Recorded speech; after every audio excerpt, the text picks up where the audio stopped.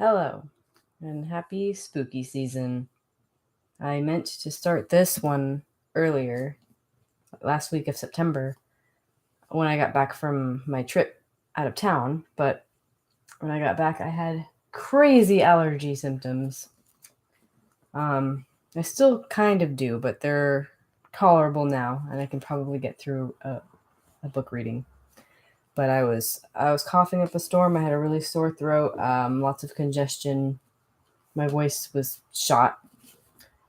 It's working now. There's still a little bit of congestion, but it's all in my ears, so I just can't hear. But I can talk, at least. So there's that. And by request, I am going to start. I wasn't going to do another reading, but here I am. And I'm going to do the classic Bram Stoker Dracula. And I haven't read this before. And I'm always interested in going back and reading classic literature that, I should have read this probably. Everyone should read this, right? It's iconic.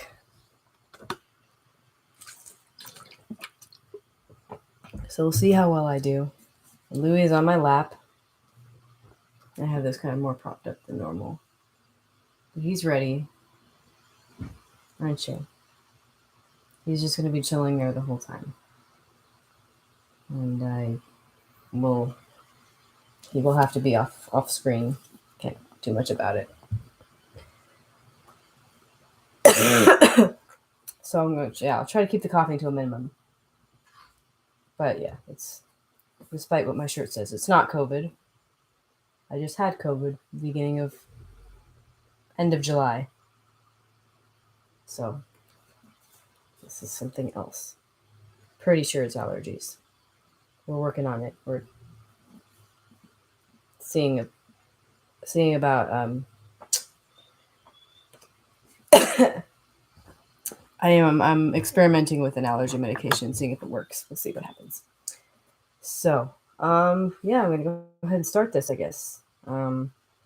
Hopefully I'll get through it. That's the thing, I wanted to be able to get through it before Halloween, but I don't know. Might not, but it's okay if it goes over. Why not?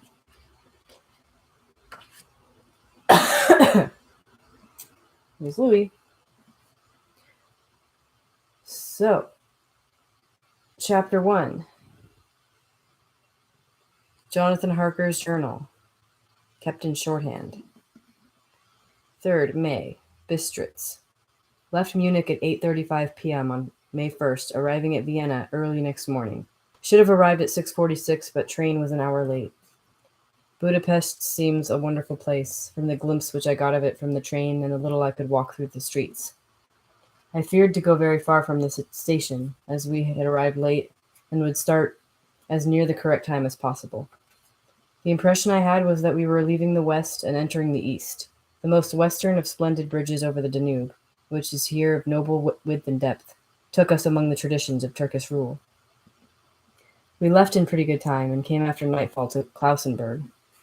Here I stopped for the night at the Hotel Royal. I had for dinner, or rather supper, a chicken done up some way with red pepper, which was very good but thirsty. Remember, get recipe from Mina. I asked the waiter, and he said it was called paprika Hendel, and that as it was a national dish, I should be able to get it anywhere along the Carpathians. I found my smattering of German very useful here, indeed. I don't know how I should be able to get on without it. Having some time at my disposal when in London, I had visited the British Museum and made search among the books and maps of the library regarding Transylvania. It had struck me that some foreknowledge of the country could hardly fail to have some importance in dealing with a noble of that country. I find that the district he named is in the extreme east of the country, just on the borders of 3 states, Transylvania, Moldavia, and Bukovina, in the midst of the Carpathian Mountains. Oh, there's going to be words here I don't know how to pronounce. It's going to be fun. One of the wildest and least known portions of Europe. I was not able to light on any map or work giving the exact locality of the Castle Dracula, as there are no maps of this country as yet to compare with our own ordnance survey maps. But I found that Bistritz, the post town named by Count Dracula, is a fairly well-known place. I shall enter here some of my notes, as they may refresh my memory when I talk over my travels with Mina. In the population of Transylvania there are four distinct nationalities: Saxons in the south, and mixed with them the Wallachs, who are the descendants of the Dacians, Magyars in the west, and Secelis in the east and north. I am going among the latter, who claim to be descended from Attila and the Huns. This may be so, for when the Magyars conquered the country in the 11th century, they found the Huns settled in it. I read that every known superstition in the world is gathered into the horseshoe of the Carpathians, as if it were the center of some sort of imaginative whirlpool. If so, my stay may be very interesting. Memento? I don't know what MEM stands for. I must ask the Count all about them. I did not sleep well, though my bed was comfortable enough, for I had all sorts of queer dreams. There was a dog howling all night under my window, which may have had something to do with it, or it may have been the paprika, for I had to drink up all the water in my carafe, and was still thirsty. Towards morning I slept and was wakened by the continuous knocking at my door, so I guess I must have been sleeping soundly then. I had for breakfast more paprika, and a sort of porridge of maize flour, which they said was mamaliga, an eggplant stuffed with forcemeat, a very excellent dish, which they call implatata. Get recipe for this also. I had to hurry breakfast, for the train started a little before 8, or rather it ought to have done so, for after rushing to the station at 7:30 I had to sit in the carriage for more than an hour before we began to move. It seems to me that the further east you go, the more unpunctual are the trains. What ought they to be in China? All day long we seemed to dawdle through a country which was full of beauty of every kind. Sometimes we saw little towns or castles on the top of steep hills, such as we see in old missals. Sometimes we ran by rivers and streams which seemed from the wide stony margin on each side of them to be subject to great floods. It takes a lot of water, and running strong, to sweep the outside edge of a river clear. At every station there were groups of people, sometimes crowds, and in all sorts of attire. Some of them were just like peasants at home, or those I saw coming through France and Germany, with short jackets and round hats and homemade trousers, but others were very picturesque. The women looked pretty, except when you got near them, but they were all very clumsy about the waist. They had all full white sleeves of some kind or other, and most of them had big belts with a lot of strips of something fluttering from them like the dresses in a ballet, but of course petticoats under them. The strangest figures we saw were the Slovaks, who were more barbarian than the rest, with their big cowboy hats, great baggy dirty white trousers, white linen shirts, and enormous heavy leather belts, nearly a foot wide, all studded over with brass nails. They wore high boots, with their trousers tucked into them, and had long black hair and heavy black mustaches. They are very picturesque, but do not look prepossessing. On the stage they would be set down at once as some old oriental band of brigands. They are, however, I am told, very harmless and rather wanting in natural self-assertion. It was on the dark side of twilight when we got to Bistritz, which is a very interesting old place. Being practically on the frontier, for the Borgo Pass leads from it into Bukovina, it has had a very stormy existence, and it certainly shows marks of it. 50 years ago, a series of great fires took place, which made terrible havoc on 5 separate occasions. At the very beginning of the 17th century, it underwent a siege of 3 weeks and lost 13,000 people, the casualties of war proper being assisted by famine and disease. Count Dracula had directed me to go to the Golden Crone Hotel, which I found to my delight to be thoroughly old-fashioned, for of course I wanted to see all I could of the ways of the country. I was evidently expected, for when I got near the door, I faced a cheery-looking elderly woman in the usual peasant dress, white undergarment with long double apron, front and back, of colored stuff fitting almost too tight for modesty. When I came close, she bowed and said, "The Herr Englishman?" "Yes," I said. "John Harker." "Oh, I guess he's English, right?" "Jonathan Harker." She smiled and gave some message to an elderly man in white shirt-sleeves who had followed her to the door. Well, the whole thing is written in the first person, so I'm already not doing the accent. He went, but immediately returned with a letter. "My friend, Welcome to the Carpathians. I am anxiously expecting you. Sleep well tonight. At 3 tomorrow, the diligence will start for Bukovina. A place on it is kept for you. At the Borgo Pass, my carriage will await you and will bring you to me. I trust that your journey from London has been a happy one, and that you will enjoy your stay in my beautiful land. Your friend, Dracula. May 4th. I found that my landlord had got a letter from the Count, directing him to secure the best place on the coach for me. But on making inquiries as to details, he seemed somewhat reticent, and pretended that he could not understand my German. This could not be true, because up to then he had understood it perfectly. At least, he answered my questions exactly as if he did. He and his wife, the old lady who had received me, looked at each other in a frightened sort of way. He mumbled out that the money had been sent in a letter, and that was all he knew. When I asked him if he knew Count Dracula, and could tell me anything of his castle, both he and his wife crossed themselves, and saying that they knew nothing at all, simply refused to speak further. It was so near the time of starting that I had no time to ask anyone else, for it was all very mysterious and not by any means comforting. Just before I was leaving, the old lady came up to my room and said in a very hysterical way, "Must you go? Oh, young heir, must you go?" She was in such an excited state that she seemed to have lost her grip of what German she knew, and mixed it all up with some other language which I did not know at all. I was just able to follow her by asking many questions.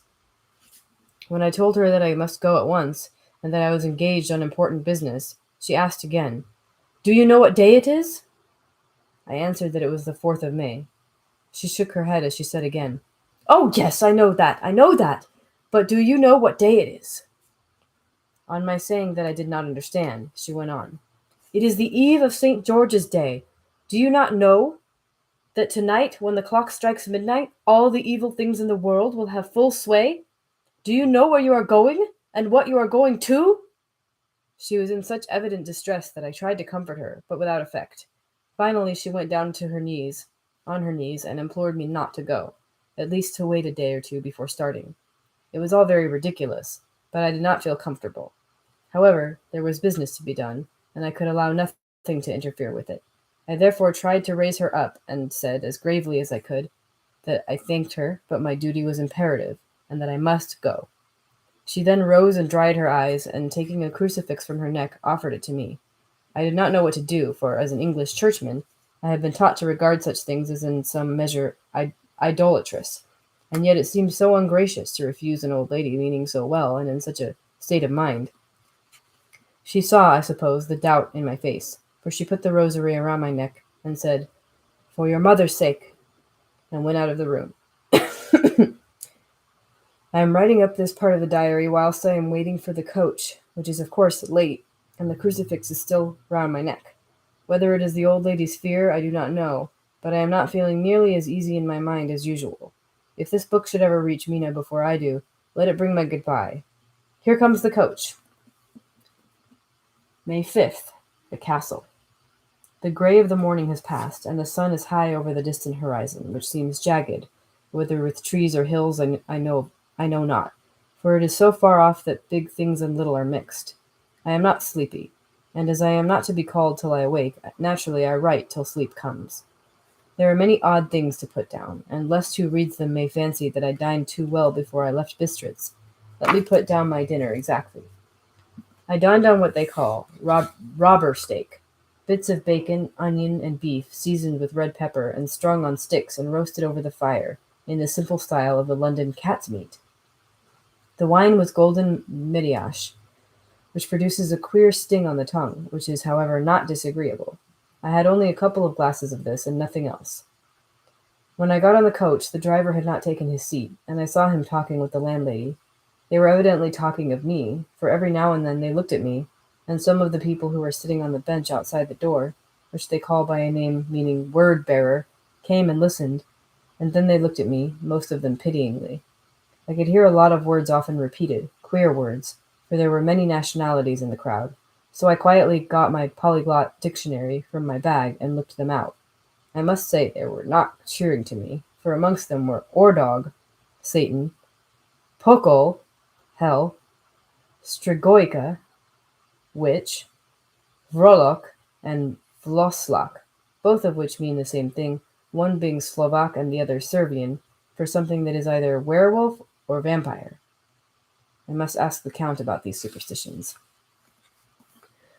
When we started, the crowd round the inn door, which had by this time swelled to a considerable size, all made the sign of the cross and pointed 2 fingers towards me. "What's the matter, kitten?" With some difficulty, I got a fellow passenger to tell me what they meant. He would not answer at first, but on learning that I was English, he explained that it was a charm or guard against the evil eye. This was not very pleasant for me, just starting for an unknown place to meet an unknown man, but everyone seemed so kind-hearted, and so sorrowful, and so sympathetic, that I could not but be touched. I shall never forget the last glimpse which I had of the inn-yard and its crowd of picturesque figures, all crossing themselves, as they stood round the wide archway, with its background of rich foliage of oleander and orange trees and green tubs clustered in the centre of the yard. Then our driver, whose wide linen drawers covered the whole front of the box seat, Gotza they call them, cracked his big whip over his 4 small horses, which ran abreast, and we set off on our journey. I soon lost sight and recollection of the ghostly fears and the beauty of the scene as we drove along, although I had known the language, or rather languages, which my fellow passengers were speaking. I might not have been able to throw them off so easily. Before us lay a green sloping land full of forests and woods, with here and there steep hills, crowned with clumps of trees or with farmhouses, the blank gable end to the road.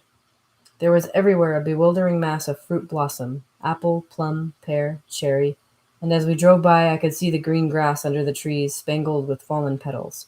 In and out amongst these green hills of what they call here the Mittelland ran the road, losing itself as it swept round the grassy curve, or was shut out by the straggling ends of pine woods, which here and there ran down the hillsides like tongues of flame.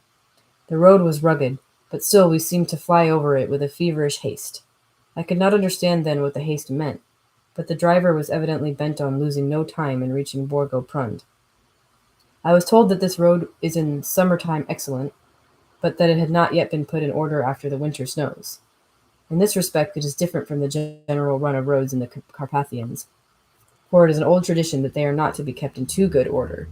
Of old the hospodars would not repair them, lest the Turk should think that they were preparing to bring in foreign troops, and so hasten the war, which was always really at loading point. Beyond the green swelling hills of the Mittelland rose mighty slopes of forest up to the lofty steeps of the Carpathians themselves. Right and left of us they towered, with the afternoon sun falling upon them and bringing out all the glorious colors of this beautiful range, deep blue and purple in the shadows of the peaks, green and brown where grass and rock mingled, and an endless perspective of jagged rock and pointed crags, till these were themselves lost in the distance, where the snowy peaks rose grandly. Here and there seemed mighty rifts in the mountains, through which, as the sun began to sink, we saw now and again the white gleam of falling water. One of my companions touched my arm as we swept around the base of the hill and opened up the lofty, snow-covered peak of the mountain, which seemed, as we wound on our serpentine way, to be right before us. "Look, ist'n Zek!" God's seat, and he crossed himself reverently. As we wound on our endless way, and the sun sank lower and lower behind us, the shadows of the evening began to creep round us. This was emphasized by the fact that the snowy mountain top still held the sunset, and seemed to glow out with a delicate, cool pink. Here and there we passed Czechs and Slovaks, all in picturesque attire, but I noticed that goitre was painfully prevalent. By the roadside were many crosses, and as we swept by, my companions all crossed themselves. Here and there was a peasant man or a woman kneeling before a shrine, who did not even turn round as we approached, but seemed in the self-surrender of devotion to have neither eyes nor ears for the outer world. There were many things new to me. For instance, hayricks in the trees, and here and there very beautiful masses of weeping birch, their white stems shining like silver through the delicate green of the leaves. Now and again we passed a Leiterwagen, the ordinary peasant's cart, with its long snake-like vertebra, calculated to suit the inequalities of the road. On this were sure to be seated quite a group of homecoming peasants, the Czechs with their white, and the Slovaks with their colored sheepskins, the latter carrying lance fashion their long staves, with axe at end. As the evening fell, it began to get very cold, and the growing twilight seemed to merge into one dark mistiness, the gloom of the trees, oak, beech, and pine, though in the valleys which ran deep between the spurs of the hills, as we ascended through the pass, the dark firs stood out here and there against the background of late-lying snow. Sometimes, as the road was cut through the pine woods that seemed in the darkness to be closing down upon us, great masses of grayness, which here and there bestrewed the trees, produced a peculiarly weird and solemn effect, which carried on the thoughts and grim fancies engendered earlier in the evening, when the falling sunset threw into strange relief the ghost-like clouds which amongst the Carpathians seemed to wind ceaselessly through the valleys. Sometimes the hills were so steep that despite our driver's haste, the horses could only go slowly. I wished to get down and walk up them, as we do at home, but the driver would not hear of it. "No, no," he said. "You must not walk here. The dogs are too fierce." And then he added, with what he evidently meant for a grim pleasantry, for he looked round to catch the approving smile of the rest, "And you may have enough of such matters before you go to sleep." The only stop he would make was a moment's pause to light his lamps.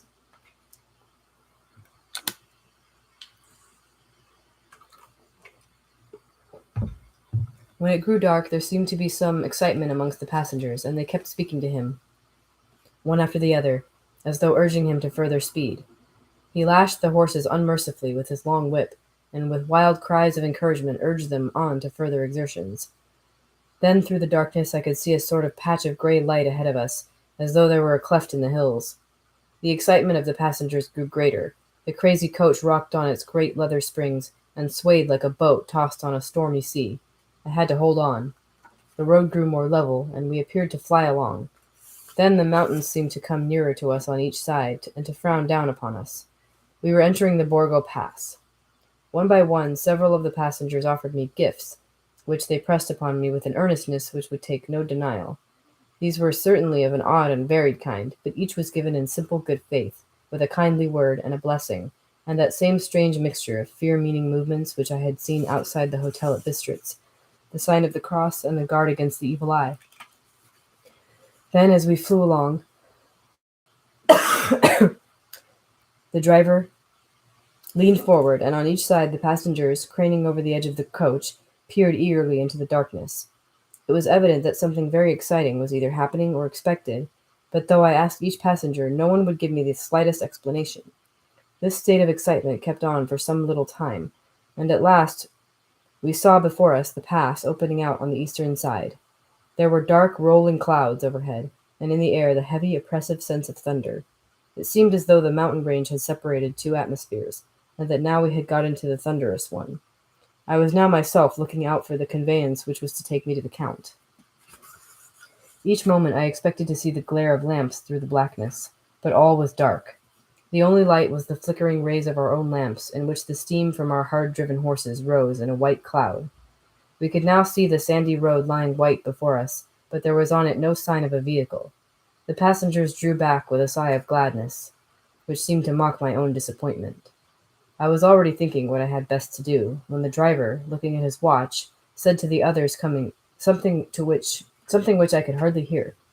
It was spoken so quietly and so low in a tone. I thought it was an hour less than the time.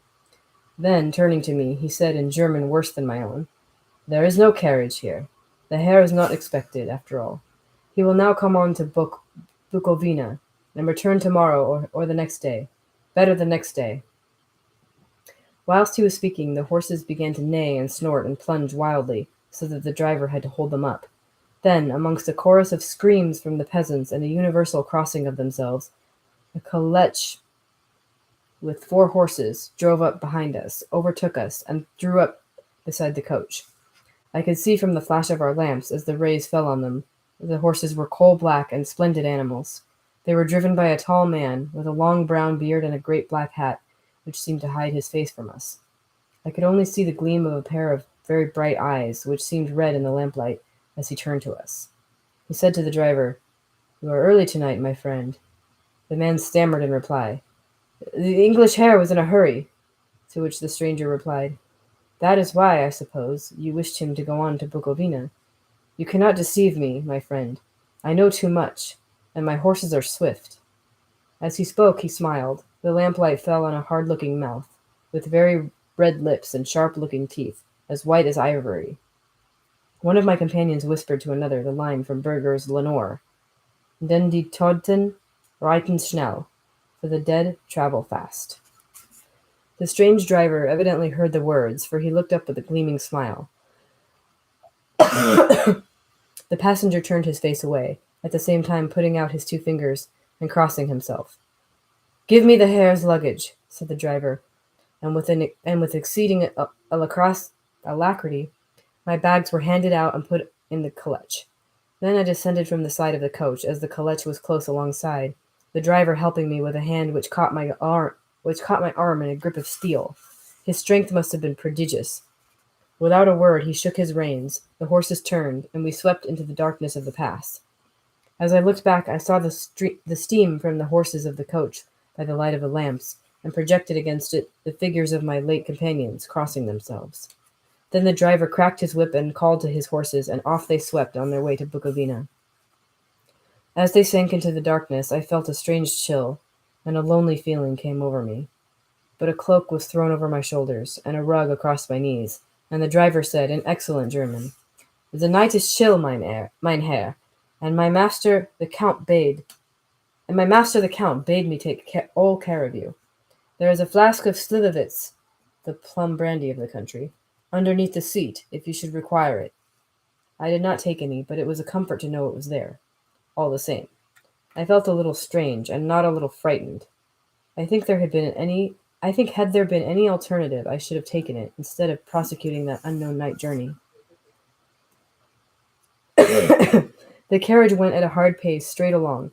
Then we made a complete turn and went along another straight road. It seemed to me that we were simply going over and over the same ground again, and so I took note of some salient point, and found that this was so. I would have liked to have asked the driver what this all meant, but I really feared to do so, for I thought that, placed as I was, any protest would have had no effect in case there had been an intention to delay. By and by, however, as I was curious to know how time was passing, I struck a match, and by its flame looked at my watch. It was within a few minutes of midnight. This gave me a sort of shock, for I suppose the general superstition about midnight was increased by my recent experiences. I waited with a sick feeling of suspense. Then a dog began to howl somewhere in a farmhouse far down the road, a long, agonized wailing, as if from fear. The sound was taken up by another dog, and then another, and another, till, borne on the wind which now sighed softly through the pass, a wild howling began, which seemed to come from all over the country, as far as the imagination could grasp it through the gloom of the night. At the first howl, the horses began to strain and rear, but the driver spoke to them soothingly, and they quieted down, but shivered and sweated as though after a runaway from a sudden fright. Then, far off in the distance, from the mountains on each side of us, began a louder and a sharper howling, that of wolves, which affected both the horses and myself in the same way, for I was minded to jump from the caleche and run, whilst they reared again and plunged madly, so that the driver had to use all his great strength to keep them from bolting. In a few minutes, however, my own ears got accustomed to the sound, and the horses so far became quiet that the driver was able to descend and to stand before them. He petted and soothed them, and whispered something in their ears, as I have heard of horse-tamers doing, and with extraordinary effect, for under his caress they became quite manageable again, though they still trembled. The driver again took his seat, and shaking his reins, started off at a great pace. This time, after going to the far side of the pass, he suddenly turned down a narrow roadway which ran sharply to the right. Soon we were hemmed in with trees, which in places arched right over the roadway till we passed as through a tunnel. And again, great frowning rocks guarded us boldly on either side. Though we were in shelter, we could hear the rising wind, for it moaned and whistled through the rocks, and the branches of the trees crashed together as we swept along. It grew colder and colder still, and fine powdery snow began to fall, so that soon we and all around us were covered with a white blanket. The keen wind still carried the howling of the dogs, though this grew fainter as we went on our way. The baying of the wolves sounded nearer and nearer, as though they were closing round on us from every side. I grew dreadfully afraid, and the horses shared my fear, but the driver was not in the least disturbed. He kept turning his head to left and right, but I could not see anything through the darkness. Suddenly, away on our left, I saw a faint flickering blue flame. The driver saw it at the same moment. He at once checked the horses and, jumping to the ground, disappeared into the darkness. I did not know what to do, the less as the howling of the wolves grew closer, but while I wondered the driver suddenly appeared again, and without a word took his seat, and we resumed our journey. I think I must have fallen asleep and kept dreaming of the incident, for it seemed to be repeated endlessly, and now, looking back, it is like a sort of awful nightmare. Once the flame appeared so near the road that even in the darkness around us I could watch the driver's motions. He went rapidly to where the blue flame rose. It must have been very faint, for it did not seem to illumine the place around it at all, and gathering a few stones, formed them into some device. Once there appeared a strange optical effect. When he stood between me and the flame, he did not obstruct it, for I could see its ghostly flicker all the same. This startled me, but as the effect was only momentary, I took it that my eyes deceived me, straining through the darkness. Then for a time there were no blue flames, and we sped onwards through the gloom, with the howling of the wolves around us, as though they were following in a moving circle. At last there came a time when the driver went further afield than he had yet gone, and during his absence the horses began to tremble worse than ever, and to snort and scream with fright. I could not see any cause for it, for the howling of the wolves had ceased altogether. But just then the moon, sailing through the black clouds, appeared behind the jagged crest of a beetling, pine-clad rock, and by its light I saw around us a ring of wolves, with white teeth and lolling red tongues, with long sinewy limbs and shaggy hair. They were 100 times more terrible in the grim silence which held them than even when they howled. For myself, I felt a sort of paralysis of fear. It is only when a man feels himself face to face with such horrors that he can understand their true import. All at once the wolves began to howl as though the moonlight had had some peculiar effect on them. The horses jumped about and reared, and looked helplessly round with eyes that rolled in a way painful to see. But the living ring of terror encompassed them on every side, and they had perforce to remain within it. I called to the coachman to come, for it seemed to me that our only chance was to try to break out through the ring and to aid his approach. I shouted and beat the side of the calèche, hoping by the noise to scare the wolves from that side, so as to give him a chance of reaching the trap. How he came there I know not, but I heard his voice raised in a tone of imperious command, and looking towards the sound, I saw him stand in the roadway. As he swept his long arms, as though brushing aside some impalpable obstacle, the wolves fell back and back further still. Just then a heavy cloud passed across the face of the moon, so that we were again in darkness. When I could see again, the driver was climbing into the calèche, and the wolves had disappeared. This was all so strange and uncanny that a dreadful fear came upon me, and I was afraid to speak or move. The time seemed interminable as we swept on our way, now in almost complete darkness, for the rolling clouds obscured the moon. We kept on ascending, with occasional periods of quick descent, but in the main always ascending. Suddenly I became conscious of the fact that the driver was in the act of pulling up the horses in the courtyard of a vast ruined castle, from whose tall black windows came no ray of light, and whose broken battlements showed a jagged line against a moonlit sky. All right, well, that was chapter 1.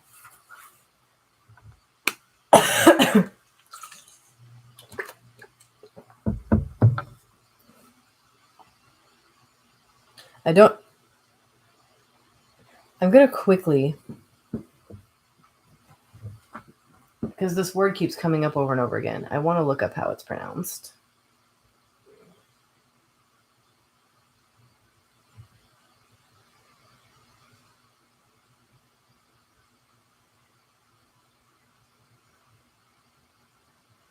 Calèche. Calèche. Okay, I was close. All right. Chapter 2. Jonathan Harker's journal continued. I'm just going to move over a little bit.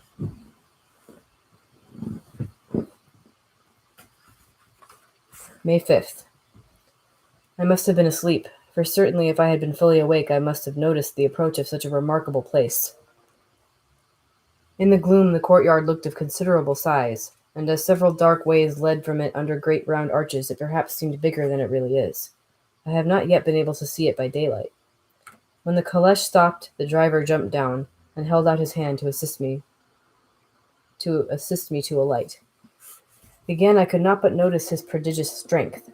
His hand actually seemed like a steel vice that could have crushed mine if he had chosen. Then he took out my traps and placed them on the ground beside me as I stood close to a great door, old and studded with large iron nails, and set in a projecting doorway of massive stone. I could see, even in the dim light, that the stone was massively carved, but that the carving had been much worn by time and weather. As I stood, the driver jumped again into his seat and shook the reins. The horses started forward, and trap and all disappeared down one of the dark openings. I stood in silence where I was, for I did not know what to do. Of bell or knocker there was no sign, though these frowning walls and dark window openings it was not likely that my voice through these frowning walls and dark window openings it was not likely that my voice could penetrate. The time I waited seemed endless, and I felt doubts and fears crowding upon me. What sort of place had I come to, and among what kind of people? What sort of grim adventure was it on which I had embarked? Was this a customary incident in the life of a solicitor's clerk sent out to explain the purchase of a London estate to a foreigner? Solicitor's clerk. Myrna would not like that. Solicitor, for just before leaving London I got word that my examination was successful, and I am now a full-blown solicitor. I began to rub my eyes and pinch myself to see if I were awake. It all seemed like a horrible night. I'm trying.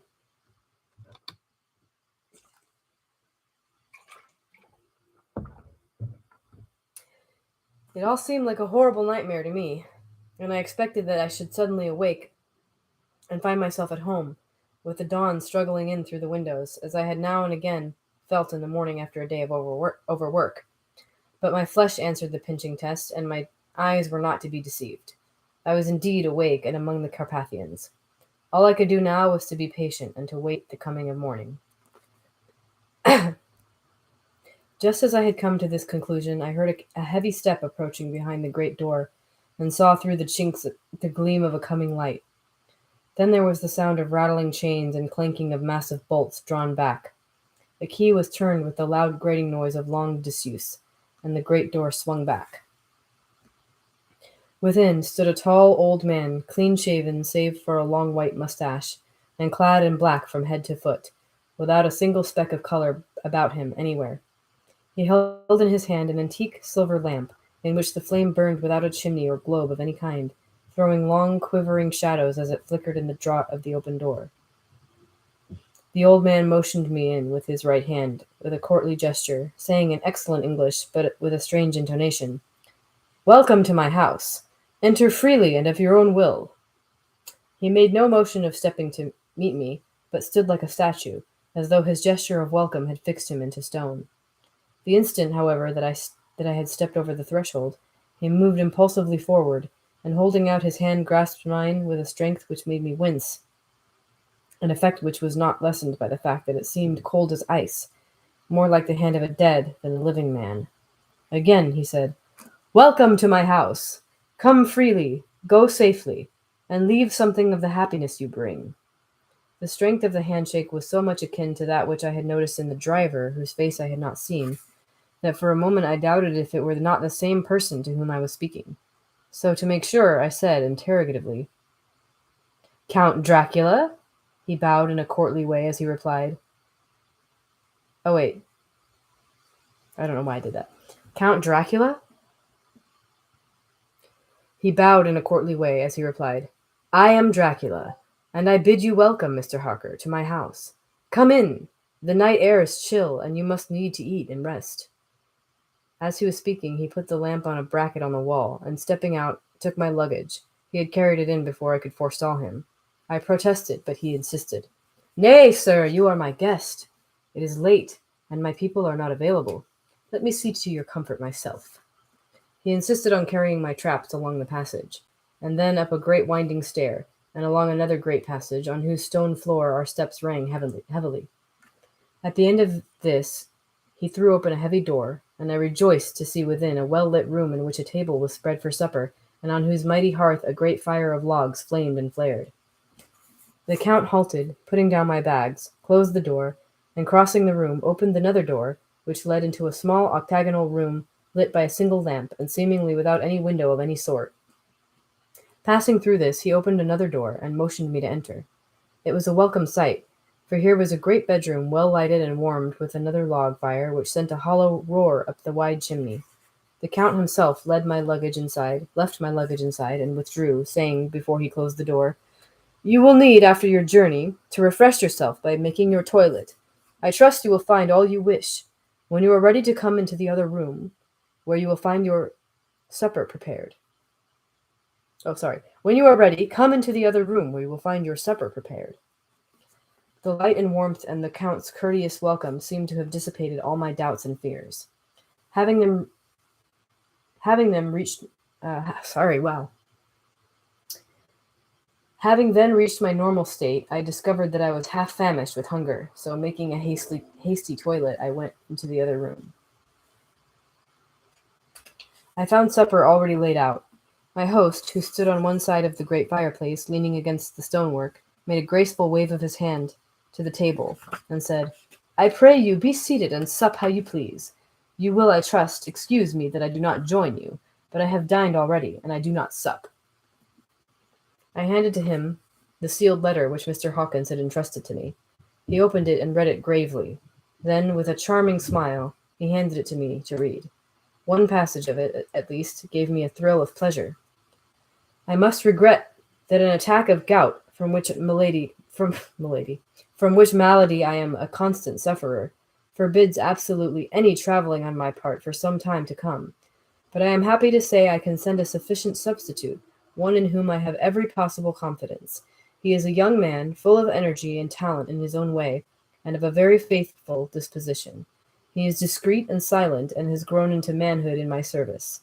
He shall be ready to attend on you when you will, during his stay, and shall take your instructions in all matters." The Count himself came forward and took off the cover of a dish, and I fell to at once on an excellent roast chicken. This, with some cheese and a salad and a bottle of old Tokay, of which I had 2 glasses, was my supper. During the time I was eating it, the Count asked me many questions as to my journey, and I told him by degrees all I had experienced. By this time I had finished my supper, and by my host's desire had drawn up a chair by the fire and begun to smoke a cigar which he offered me, at the same time excusing himself that he did not smoke.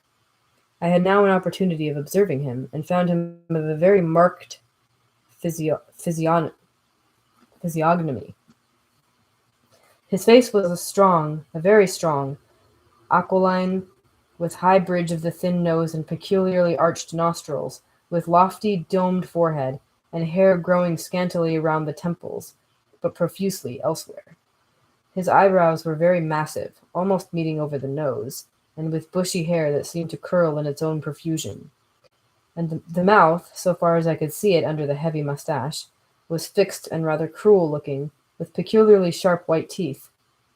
These protruded over the lips, whose remarkable ruddiness showed astonishing vitality in a man of his years. For the rest, his ears were pale, and at the tops extremely pointed. The chin was broad and strong, and the cheeks firm, though thin. The general effect was one of extraordinary pallor.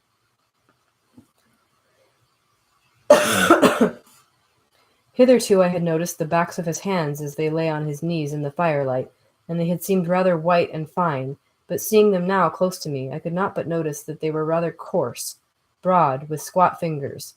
Strange to say, there were hairs in the center of the palm. The nails were long and fine, and cut to a sharp point. As the Count leaned over me and his hands touched me, I could not repress a shudder. It may have been that his breath was rank, but a horrible feeling of nausea came over me, which, do what I would, I could not conceal. The Count, evidently noticing it, drew back, and with a grim sort of smile, which showed more than he had yet done his protuberant teeth, sat himself down again on his own side of the fireplace. We were both silent for a while, and as I looked towards the window, I saw the first dim streak of the coming dawn. There seemed a strange stillness over everything, but as I listened, I heard, as if from down below in the valley, the howling of many wolves. The Count's eyes gleamed, and he said, "Listen to them, the children of the night! What music they make!" Seeing, I suppose, some expression in my face strange to him, he added, "Ah, sir, you dwellers in the city cannot enter into the feelings of the hunter." Then he rose and said, "But you must be tired. Your bedroom is all ready, and tomorrow you shall sleep as late as you will. I have to be away till the afternoon, so sleep well and dream well." And with a courteous bow, he opened for me himself the door to the octagonal room, and I entered my bedroom. I am all in a sea of wonders. I doubt, I fear. I think strange things which I dare not confess to my own soul. God keep me, if only for the sake of those dear to me. May 7th. It is again early morning, but I have rested and enjoyed the last 24 hours. I slept till late in the day, and awoke of my own accord. When I had dressed myself, I went into the room where we had supped, and found a cold breakfast laid out, with coffee kept hot by the pot being placed on the hearth. There was a card on the table, on which was written, "I have to be absent for a while. Do not wait for me. D." So I set to and enjoyed a hearty meal. When I had done, I looked for a bell, so that I might let the servants know I had finished, but I could not find one. There are certainly odd deficiencies in the house, considering the extraordinary evidences of wealth which are around me. The table service is of gold.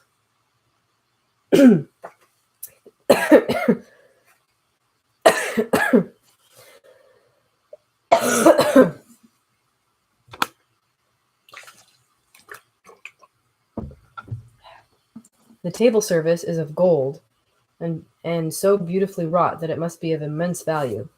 The curtains and upholstery of the chairs and sofas and the hangings of my bed are of the costliest and most beautiful fabrics, and must have been of fabulous value when they were made, for they are centuries old, though in excellent order. I saw something like them in Hampton Court, but they were worn and frayed and moth-eaten. But still, in none of the rooms is there a mirror. There is not even a toilet glass on my table, and I had to get the little shaving glass from my bag before I could either shave or brush my hair. I have not yet seen a servant anywhere or heard a sound near the castle except for the howling of wolves. When I had finished my meal, I do not know whether to call it breakfast or dinner, for it was between 5 and 6 o'clock when I had it. I looked about for something to read, for I did not like to go about the castle until I had asked the count's permission. There was absolutely nothing in the room, book, newspaper, or even writing materials. So I opened another door in the room and found a sort of library. The door opposite mine I tried, but found locked. In the library I found, to my great delight, a vast number of English books, whole shelves full of them, and bound volumes of magazines and newspapers. A table in the center was littered with English magazines and newspapers, though none of them were of very recent date. The books were of the most varied kind: history, geography, politics, political economy, botany, geology, law, all relating to England and English life and customs and manners. There were even such books of reference as the London Directory, the Red and Blue books, Whitaker's Almanac, the Army and Navy lists, and it somehow gladdened my heart to see it, the Law list. Whilst I was looking at the books, the door opened, and the Count entered. He saluted me in a hearty way, and hoped that I had had a good night's rest. Then he went on, "I am glad you found your way in here, for I am sure there is much that will interest you. These friends," and he laid his hand on some of the books, "have been good friends to me, and for some years past, ever since I had the idea of going to London, have given me many, many hours of pleasure. Through them, I have come to know your great England, and to know her is to love her. I long to go through the crowded streets of your mighty London, to be in the midst of the whirl and rush of humanity, to share its life, its change, its death, and all that makes it what it is. But alas, as yet I only know your tongue through books. To you, my friend, I look that I know it to speak." "But, Count," I said, "you know and speak English thoroughly." He bowed gravely. "I thank you, my friend, for your all too flattering estimate, but yet I fear that I am but a little way on the road I would travel. True, I know the grammar and the words, but yet I know not how to speak them." "Indeed," I said, "you speak excellently." "Not so," he answered. "Well, I know that did I move and speak in your London, none there are who would not know me for a stranger. That is not enough for me. Here I am noble. I am boyar. The common people know me, and I am master. But a stranger in a strange land, he is no one. Men know him not, and to know not is to care not for. I am content if I am like the rest, so that no man stops if he sees me, or pause in his speaking if he hear my words, to say, 'Ha ha, a stranger!' I have been so long master that I would be master still, or at least that none other should be master of me. You come to me not alone as agent of my friend Peter Hawkins of Exeter to tell me all about my new estate in London. You shall, I trust, rest here with me a while, so that by our talking I may learn the English intonation. And I would that you tell me when I make error, even of the smallest, in my speaking. I am sorry that I had to be away so long today, but you will, I know, forgive one who has so many important affairs in hand. Of course I said all I could about being willing. Of course I said all I could about being willing, and asked if I might come into that room when I chose. He answered, "Yes, certainly," and added, "You may go anywhere you wish in the castle, except where the doors are locked, where of course you will not wish to go. There is reason that all things are as they are, and did you see with my eyes and know with my knowledge, you would perhaps better understand." I said I was sure of this, and then he went on. "We are in Transylvania, and Transylvania is not England. Our ways are not your ways, and there shall be to you many strange things. Nay, from what you have told me of your experiences already, you know something of what strange things here may be." This led to much conversation, and as it was evident that he wanted to talk, if only for talking's sake, I asked him many questions regarding things that had already happened to me or come within my notice. Sometimes he sheered off the subject, or turned the conversation by pretending not to understand, but generally he answered all I asked most frankly. Then, as time went on, and I got somewhat bolder, I asked him of some of the strange things of the preceding night, as, for instance, why the coachman went to the places where we had seen the blue flames. Was it indeed true that they showed where gold was hidden? He then explained to me that it was commonly believed that on a certain night of the year, last night, in fact, when all evil spirits are supposed to have unchecked sway, a blue flame is seen over any place where treasure has been concealed. "The treasure has been hidden," he went on, "in the region through which you came last night. There can be but little doubt, for it was the ground fought over for centuries by the Wallachian, the Saxon, and the Turk.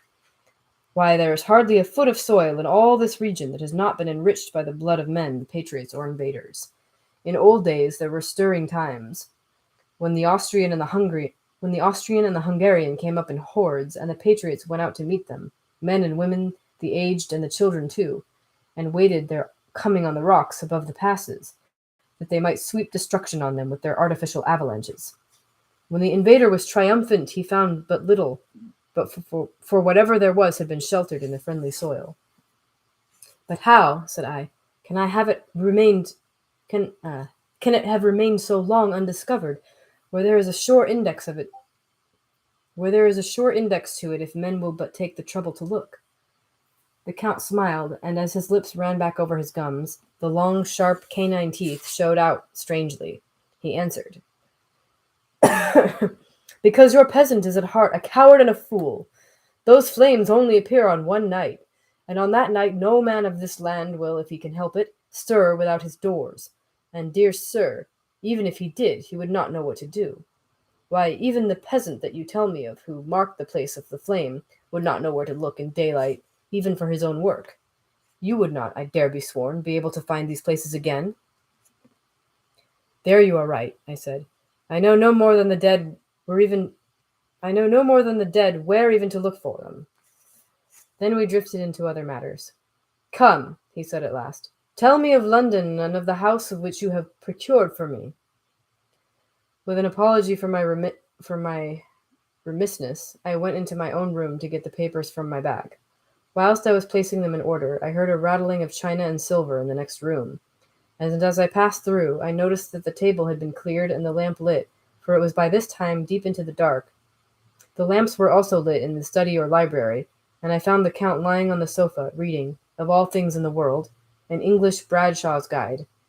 When I came in, he cleared the books and papers from the table, and with him I went into plans and deeds and figures of all sorts. He was interested in everything, and asked me a myriad questions about the place and its surroundings. He clearly had studied beforehand all he could get on the subject of the neighborhood, for he evidently at the end knew very much more than I did. When I remarked this, he answered, "Well, but my friend, is it not needful that I should? When I go there, I shall be all alone, and my friend Harker Jonathan. Nay, pardon me, I fall into my country's habit of putting your patronymic first. My friend Jonathan Harkle will not be by my side to correct and aid me. He will be in Exeter, miles away, probably working at papers of the law with my other friend, Peter Hawkins. So, we went thoroughly into the business of the purchase of the estate at Purfleet. When I had told him the facts and got his signature to the necessary papers, had written a letter with them ready to post to Mr. Hawkins, he began to ask me how I had come across so suitable a place. I read to him the notes which I had made at the time, and which I inscribe here. At Purfleet, on a by-road, I came across just such a place as seemed to be required, and where was displayed a dilapidated notice that the place was for sale. It is surrounded by a high wall of ancient structure, built of heavy stones, and has not been repaired for a large number of years. The closed gates are of heavy old oak and iron, all eaten with rust. The estate is called Carfax, no doubt a corruption of the old Catfas, as the house is four-sided, agreeing with the cardinal points of the compass. It contains in all some 20 acres, quite surrounded by the solid stone wall above mentioned. There are many trees on it, which make it in places gloomy, and there is a deep, dark-looking pond or small lake, evidently fed by some springs, as the water is clear and flows away in a fair-sized stream. The house is very large, and of all periods back, I should say, to medieval times, for one part is of stone, immensely thick, with only a few windows high up and heavily barred with iron. It looks like part of a keep, and is close to an old chapel or church. I could not enter it, as I had not the key of the door leading to it from the house, but I have taken with my Kodak views of it from various points. The house had been added to, but in a very straggling way, and I could only guess the amount of ground it covers, which must be very great. There are but few houses close at hand, one being a very large house only recently added to and formed into a private lunatic asylum. It is not, however, visible from the grounds. When I had finished, he said, "I am glad that it is old and big. I myself am of an old family, and to live in a new house would kill me. A house cannot be made habitable in a day, and after all, how few days go to make up a century. I rejoice also that there is a chapel of old times. We Transylvanian nobles love not to think that our bones may lie amongst the common dead. I seek not gaiety nor mirth, not the bright voluptuousness of much sunshine and sparkling waters which please the young and gay. I am no longer young, and my heart, through weary years of mourning over the dead, is not attuned to mirth. Moreover, the walls of my castle are broken, the shadows are many, and the wind breathes cold through the broken battlements and casements. I love the shade and the shadow, and would be alone with my thoughts when I may." Somehow his words and his look did not seem to accord, or else it was that his cast of face made his smile look malignant and saturnine. Presently, with an excuse, he left me, asking me to pull my papers together. He was some little time away, and I began to look at some of the books around me. One was an atlas, which I found open naturally at England, as if that map had been much used. On looking at it, I found in certain places little rings marked, and on examining these, I noticed that one was near London on the east side, manifestly where his new estate was situated. The other two were Exeter and Whitby on the Yorkshire coast. It was the better part of an hour when the Count returned. "Aha!" he said. "Still at your books? Good. But you must not work always. Come. I am informed that your supper is ready." He took my arm, and we went into the next room, where I found an excellent supper ready on the table. The Count again excused himself, as he had dined out on his being away from home. But he sat, as on the previous night, and chatted, whilst I ate. After supper I smoked, as on the last evening, and the Count stayed with me, chatting and asking questions on every conceivable subject, hour after hour. I felt that it was getting very late indeed, but I did not say anything, for I felt under obligation to meet my host's wishes in every way. I was not sleepy, as the long sleep yesterday had fortified me, but I could not help experiencing that chill which comes over one at the coming of the dawn, which is like in its way the turn of the tide. They say that people who are near death die generally at the change to dawn or at the turn of the tide. Anyone who has, when tired, and tied as it were to his post, experienced this change in the atmosphere can well believe it. All at once we heard the crow of the cock coming up with preternatural shrillness through the clear morning air. Count Dracula, jumping to his feet, said, "Why, there is the morning again! How remiss I am to let you stay up so long! You must make your conversation regarding my dear new country of England less interesting, so that I may not forget how time flies by us." And with a courtly bow, he left me. I went into my room and drew the curtains, but there was little to notice. My window opened up into the courtyard. All I could see was the warm, gray, quickening sky. So I pulled the curtains again, and have written of this day. May 8th. I began to fear as I wrote in this book that I was getting too diffuse. But now I am glad that I went into detail from the first, for there is something so strange about this place and all in it that I cannot but feel uneasy. I wish I were safe out of it, or that I had never come. It may be that this strange night existence is telling on me, but would that were all. If there were anyone to talk to, I could bear it, but there is no one. I have only the Count to speak with, and I fear I am myself the only living soul within the place. Let me be prosaic so far as facts can be. It will help me to bear up, and imagination must not run riot with me.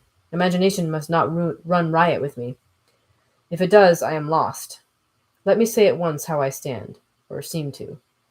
I only slept a few hours when I went to bed, and feeling that I could not sleep any more, got up. I had hung my shaving glass by the window, and was just beginning to shave. Suddenly I felt a hand on my shoulder, and heard the Count's voice saying to me, "Good morning!" I started, for it amazed me that I had not seen him, since the reflection of the glass covered the whole room behind me. In starting, I had cut myself slightly, but did not notice it at the moment. Having answered the Count's salutation, I turned to the glass again to see how I had been mistaken. This time there could be no error, for the man was close to me, and I could see him over my shoulder, but there was no reflection of him in the mirror. The whole room behind me was displayed, but there was no sign of a man in it except myself.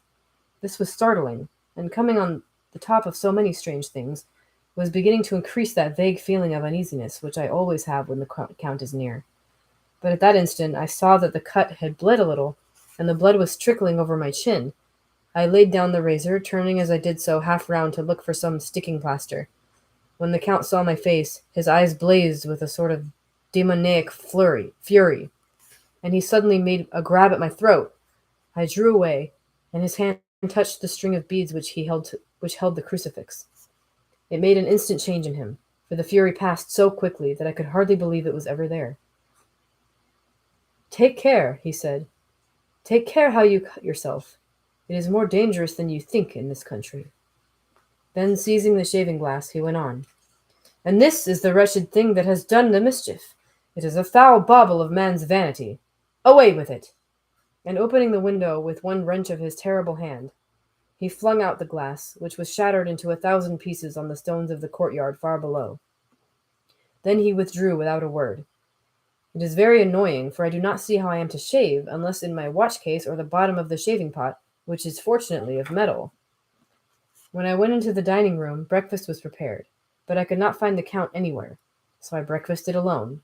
It is strange that as yet I have not seen the Count eat or drink. He must be a very peculiar man. After breakfast I did a little exploring in the castle. I went out on the stairs and found a room looking towards the south. The view was magnificent, and from where I stood there was every opportunity of seeing it. The castle is on the very edge of a terrible precipice. A stone falling from the window would fall 1,000 feet without touching anything. As far as the eye can reach is a sea of green treetops, with occasionally a deep rift where there is a chasm. Here and there are several threads where the rivers wind in deep gorges through the forests. But I am not in heart to describe beauty, for when I had seen the view I explored further. Doors everywhere, and all locked and bolted. In no place, save from the windows and the castle walls, is there an available exit. The castle is a veritable prison, and I am a prisoner. All right. I think that's going to do it for tonight. This is really cool so far. And I'm trying to read it in a non-campy, cheesy, cliche way. So, hope that's entertaining enough. Trying to kind of make his voice interesting without being like, "I want to suck your blood." That's a little much. But yeah, it looks like it's gonna be oh, there's a little built-in bookmark ribbon thing. I don't even have to use a bookmark. I'm gonna use that. This is so nice. This is a nice copy of the book. It's very pretty. I like going into it's yeah, there we go. See, pretty red ribbon. It's really nice. I like going to Barnes and Noble. They have like a section near the front of a bunch of a lot of horror novels and other classic novels, and they all have like really cool designs in that section particularly. And so that's where I got this. It's like an interesting, like, I don't know what this material is, but it's soft and it's really shiny, and then the pages are black on the edges. I just thought it was cool. So I'm going to go ahead and bookmark this. We'll read chapter 3 in the next couple days. I'll try to do at least 2 readings a week if I can swing it. Maybe 3. Let's see how fast we can get through this one. So yeah, look for another video. Most of my evenings are busy, but I could always do one during the day. Yeah, most of the views aren't live anyway, so I could just do it during the day or record it during the day and upload it at night or whatever. Figure something out. But yeah, maybe if I do it that way, I could probably do one. I could do Monday, Wednesday, Friday, like I was with previous reading. I don't know how consistent I can be with a schedule, but I will try. And yeah, hope you enjoyed that, and thanks for watching, and I'll see you next time.